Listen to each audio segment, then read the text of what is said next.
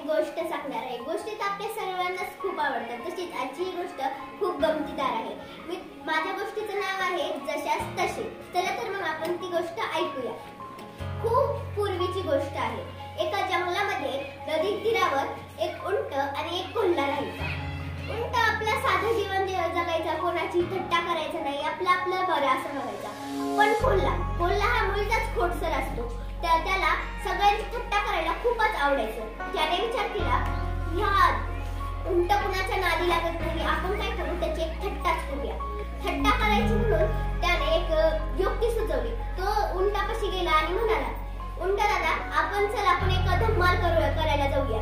आपण त्या शेतकऱ्याच्या शेतात ऊस खायला जाऊया, तर खूप मज्जा करूया। पण उंट म्हणाला, नको, तो शेतकरी येईल, आपल्याला मारेल, मग आपलीच धम्माल निघेल, म्हणून तो नको नको म्हणत होता। पण शेवटी कोल्ह्याने त्याला विनवून मानूनच घेतलं। शेवटी ते दोघं त्या नदी किनाऱ्यावर गेले। त्या नदी किनाऱ्यावर कोल्ह्याला तर काही पाण्यातून जाता येत नव्हतं, म्हणून उंटाने त्याला त्याच्या पाठीवर घेतलं आणि ते नदी किनाऱ्यावरून दुसऱ्या किनाऱ्यावर गेले आणि शेतात जाऊन ऊस खायला लागले।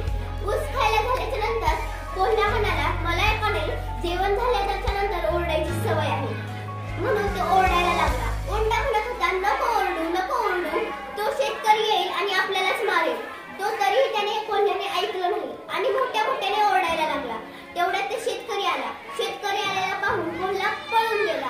पण हा बिचारा उंट तिथेच राहिला आणि त्या शेतकऱ्याचा त्याने खूपच मार खाल्ला। हे त्याला खूप दुःख वाटलं। त्या कोल्ह्याला तर नदी किनाऱ्यावरून दुसऱ्या किनाऱ्यावर जाता येत नव्हते, म्हणून तो तिथेच नदी किनाऱ्यावर थांबला आणि म्हणाला, माफ कर दादा, माझी चूक झाली, माझी का नाही जेवल्याच्या नंतर ही सवयच आहे, म्हणून मी ओरडलो। तो उंट म्हणाला, तू ओरडलास ते जाऊ दे, आता आपण विसरून जाऊ। पण उंटाला कोल्ह्याला धडा शिकवायचा होता। तो त्या उंटाला आपल्या पाठीवर घेऊन नदीच्या मधोमध उभा राहिला आणि म्हणाला, मला का नाही जेवल्याच्या नंतर पाण्यामध्ये लोळायची सवय आहे, म्हणून तो लोळायला लागला।